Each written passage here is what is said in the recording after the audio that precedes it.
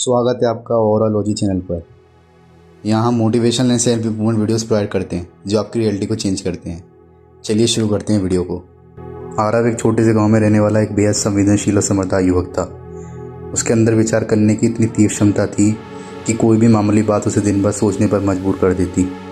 उसकी ये प्रवृत्ति शुरू में उसके माता पिता को अच्छी लगती थी, सोच समझकर बोलने वाला संयमित लड़का। लेकिन धीरे धीरे ये सोच उसके जीवन को भार बना गई। आरव हर बात में छिपे अर्थ खोजता, हर शब्द के पीछे नियत देखता, हर परिस्थिति की संभावना को बार बार अपने दिमाग में दोहराता। अगर कोई उसके चेहरे की तरफ देखकर मुस्कुरा दे तो वो ये सोचता कि क्या उसने मेरे बारे में कुछ जाना है, और अगर कोई बिना देख के निकल जाए तो वो ये सोचता कि क्या मैंने कोई गलती कर दी। उसकी सोच इतनी गहरी और लगातार हो गई थी कि वह वर्तमान में जीना भूल चुका था। वह बात करता कम था और सोचता ज़्यादा। स्कूल में शिक्षक कुछ पूछते नहीं थे क्योंकि वह जवाब देने में इतना सोचता था कि मौका ही निकल जाता। उसके दोस्त भी धीरे धीरे उससे कटने लगे क्योंकि वह छोटी छोटी बातों को बड़ा बना देता। आरव को समझ नहीं आ रहा था कि उसके विचार उसके साथ दे रहे हैं या उसको अंधकार की तरफ धकेल रहे हैं। वह चाहता था कि दिमाग शांत हो, लेकिन उसका दिमाग उसे हर बात सोचने में फंसा देता। समय बीतता गया और आरव की यह आदत उसके आत्मसम्मान को अंदर से खोखला करने लगी। अब वह खुद से इतना डरने लगा था कि उसे यह समझ नहीं आ रहा था कि वह इतना असुरक्षित क्यों महसूस करता। लोग उससे बात तो करते थे, लेकिन तो वो ये सोचने लगता था कि उसने मुझे तो कुछ गलत नहीं बोल दिया या मैंने उसे कुछ गलत तो नहीं बोल दिया। कोई तारीफ़ करे तो उसे लगता था कि शायद उसमें कोई मजाक छिपा है। वह बार बार अपने व्यवहार को विश्लेषण करता, हर प्रतिक्रिया को दोहराता और हर संबंध की गहराई को अपने दिमाग की शक की दरारों में गिरा देता। पिताजी जब कुछ बोलते तो वह सोचता कि वो नाराज़ है। माँ जब चुप रहती तो लगता कि उन्होंने कुछ छुपा रखा है। धीरे धीरे उसका ये अत्यधिक सोचने का स्वभाव उसे अकेलेपन की तरफ ले गया। वह हर बात पर आत्मविश्लेषण करता, लेकिन यह विश्लेषण आत्मनिर्माण की बजाय आत्मविनाश बन चुका था। उसका मन अब बोझ बन चुका था। वह जानता था कि ये सब सोचें उसे उसका दुख का कारण बन रही है, लेकिन वह उन्हें रोक नहीं सकता था। अब वह ना हंसता था, न खुलकर किसी से बात करता था, न किसी कार्य में मन लगाता था। उसकी आंखों में नींद की कमी और चेहरे पर तनाव का स्थायी भाव था। उसने कई बार खुद से कहा कि बस अब नहीं सोचूंगा, लेकिन ये कहने के बाद भी वह यही सोचता रहा कि क्या नहीं सोच पाता, क्या मैं ठीक नहीं हूँ। एक दिन जब आरव अपनी इस उलझन से हारकर नदी किनारे बैठा था, उसकी नज़र एक शांत चेहरे वाले वृद्ध भिक्षु पर पड़ी। वह भिक्षु कुछ देर खड़ा होकर नदी के भाव को देख रहा था, जैसे वह पानी नहीं समय को बहता देख रहा हो। भिक्षु ने आरव की आंखों में झांका और धीमे से पूछा, तुम थके हुए लगते हो, लेकिन शरीर नहीं, मन थका है ना? आरव चौंक गया। पहली बार किसी ने उसके सबसे गहरी पीड़ा को बिना कहे पहचान लिया था। भिक्षु मुस्कुराए और पास बैठकर बोले, मैं भी एक समय में ऐसे ही था, विचारों का कैदी। लेकिन फिर एक दिन मैं गौतम बुद्ध की शिक्षाओं के संपर्क में आया और मेरी सोच ने मुझे आज़ाद करना शुरू किया। ये सुनते आरव की आंखों में चमक आ गई। पहली बार उसे लगा कि उसकी सोच की पीड़ा कोई अनोखी नहीं थी और शायद इसका कोई उपाय भी था। भिक्षु ने कहा, तुम्हारे अंदर जो चल रहा है वो विचारों की बाढ़ है, तुम बह रहे हो। क्या तुम ये देखना चाहते हो कि कैसे बहने से बचा जा सकता है? आरव ने धीरे से सिर हिलाया। हाँ, मुझे जानना है कि मैं कैसे बच सकता हूँ खुद से। भिक्षु ने उसे अगले दिन सुबह एक पुराने पीपल के पेड़ के नीचे बुलाया। वहाँ पहुँचने पर उन्होंने आरव से कहा, बैठो, आंखें बंद करो, सांस लो और उसे महसूस करो। कोई विचार आए तो उसे मत पकड़ो, बस उसे आते जाते देखो। आरव ने वैसे ही किया, लेकिन मुश्किलें शुरू हो गईं। उसकी आंखें बंद थीं, लेकिन दिमाग में विचारों का झुंड चल रहा था। मैं ध्यान कर पा रहा हूँ या नहीं? भिक्षु मेरे बारे में क्या सोचते होंगे? ये शांति कब आएगी? अगर मैं कुछ गलत कर रहा हूँ तो क्या होगा?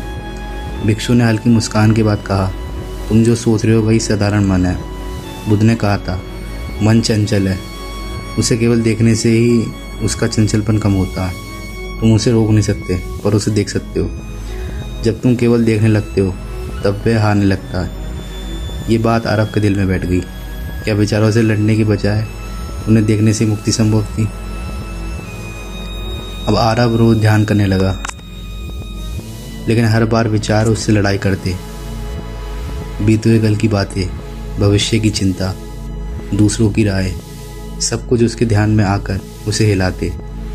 पर धीरे धीरे उसे महसूस हुआ कि हर बार वे विचारों के आने से ज़्यादा परेशान नहीं होता, बल्कि उनसे चिपकने से होता था।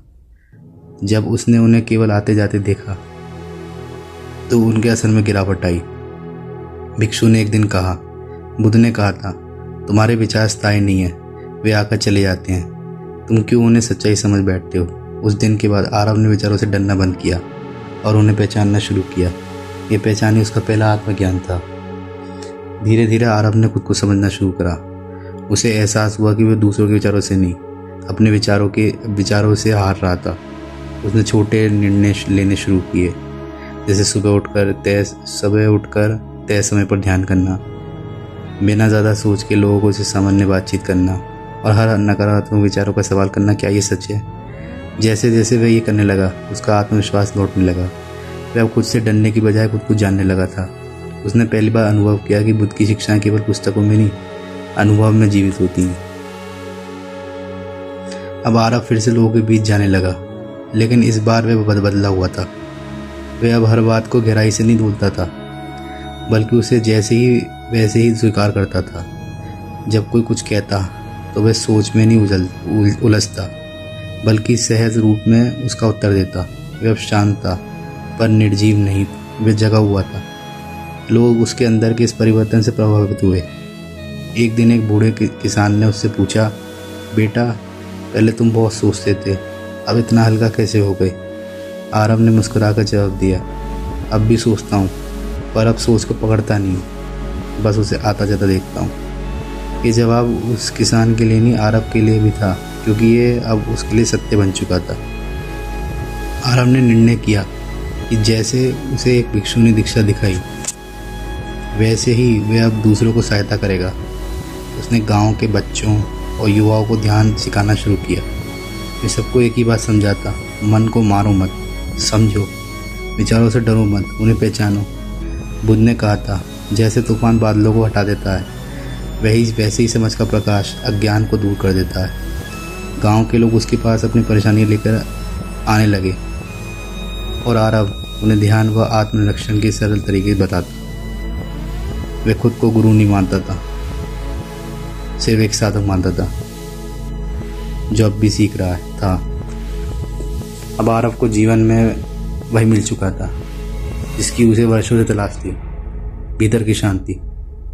वह अब किसी के व्यवहार पर ज़्यादा नहीं सोचता था, क्योंकि वह जानता था कि हर इंसान अपने अनुभव और सोच की प्रतिक्रिया करता है।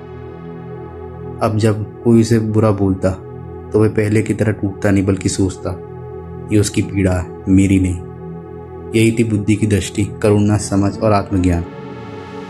आरव अब उसी दृष्टि से जीवन को देख रहा था। उसे अब कोई जल नहीं थी, कोई डर नहीं था। वह विचारों के साथ रहना सीख चुका था, बिना उसमें डूबे। वर्षों बाद आरव एक सिद्ध साधक बन गया, जिसने सोच को साथ लिया था। वह अब गांव-गांव घूमकर लोगों को सिखाता कि अधिक सोचना क्यों दुर्भाग्य है, एक चेतावनी है कि अब समय आ गया है भीतर जागने का। मैं सबको यही कहता, विचार रुकते नहीं, पर उनकी पकड़ छूटी जा सकती है। बुद्ध ने कहा था, छोड़ना ही सच्चा पकड़ना है। अब तुम ये समझ जाओगे तो सोच कभी कोई रोक नहीं पाएगा। और उसी ज्ञान से आरव न जाने कितने कदमों का जीवन बदला, क्योंकि उसने खुद को पहले बदला। ये कहानी में सिखाती है कि ओवर थिंकिंग कोई श्राप नहीं, बल्कि आत्म जागरूकता का पहला संकेत है। यदि हम उसे बुद्ध की दृष्टि से देखें, ध्यान से उसे देखें और उसके पीछे के डर को पहचानें, तो हम सोच के परे भी जा सकते हैं, क्योंकि हम सोच नहीं, हम वह जागरूकता है जो सोच को देख सकती है। अगर आपको इस वीडियो से कुछ सीखने को मिला हो तो चैनल को सब्सक्राइब करें और बने रहें। धन्यवाद।